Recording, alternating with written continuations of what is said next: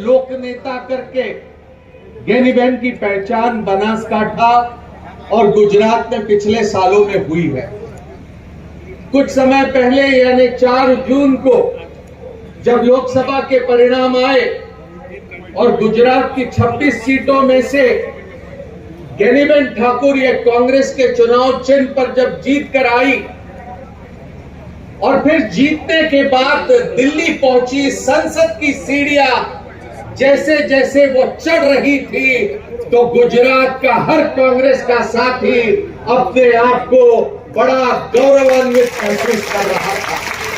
एक ऐसी नेता जो दिलेर है, एक ऐसी नेता जो किसी को डरेगी नहीं, एक ऐसी नेता जो समाज के दलित, पीड़ित, परेशान, गरीब के तरफ हाथ बढ़ाने का हमेशा काम करेगी।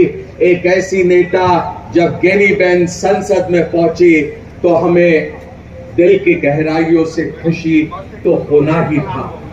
लेकिन इनके जीत के बाद गुजरात के तमाम कांग्रेस के कार्यकर्ताओं का हौसला बढ़ा है। अगर बनासकांठा में 5 साल के भीतर 2019 से लेकर 2024 के बीच अगर कांग्रेस के साथी वहां पर 20% अपना वोट बढ़ाकर वहां पर जीत हासिल कर सकते हैं तो अब 2027 में गुजरात में कांग्रेस की सरकार बनाना है तो उसके लिए हम हर तरह का प्रयास करेंगे तो हमें कामयाबी मिलेगी। इस तरह का भरोसा तमाम कांग्रेस के साथियों को हुआ है। मैं लंबी बात नहीं कहूंगा, पहले ही काफी वक्ताओं ने अपनी बात यहां पर रखी है और जिनका हम सम्मान कर रहे वो ज्ञानीबेन ठाकुर मेरे बाद अपने विचार यहां पर रखेंगी। 2-3 चीजें आपके सामने संक्षेप में रखूंगा।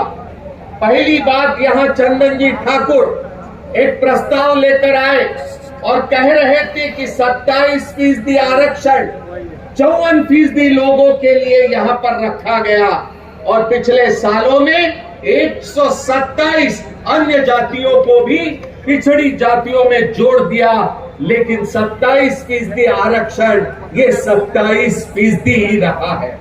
मैं यहां पर पूरी जिम्मेदारी के साथ कांग्रेस पार्टी की तरफ से ये कहने के लिए यहां पर आया हूं कि कल जब कांग्रेस की हुकूमत ये दिल्ली में बनेगी तो 50% आरक्षण पर जो बंदी लगाई है उसे हम हटाएंगे।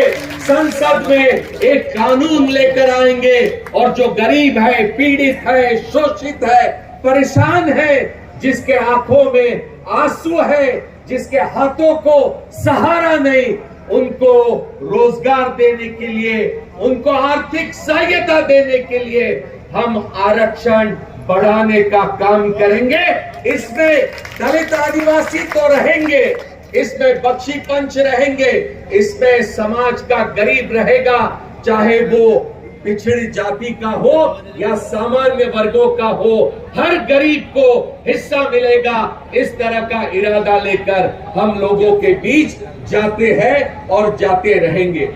ये पिछले दिनों में जिस तरह का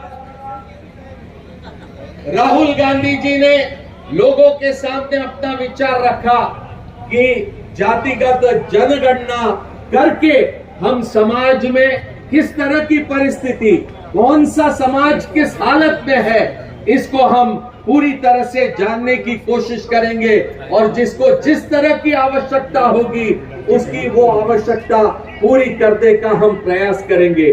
जातिगत जनगणना ये हमारा एक संकल्प है। नरेंद्र मोदी इसे रोकने की कोशिश करते हैं, लेकिन मैं यहां पर कहूंगा कि नरेंद्र मोदी लाख कोशिश कर ले, जातिगत जनगणना को अब वो रोक नहीं पाएंगे। अब वो सिर्फ कांग्रेस की मांग नहीं है, अब वो पूरे मुल्क की मांग बनकर रही है। शक्ति सिंह गोहिल जी ने दाहोद में जो घटना 6 साल की बच्ची के साथ हुई उसका संदर्भ यहां पर दिया। एक राक्षस वहां पर 6 साल की बच्ची का बलात्कार करता है और उसका खून कर देता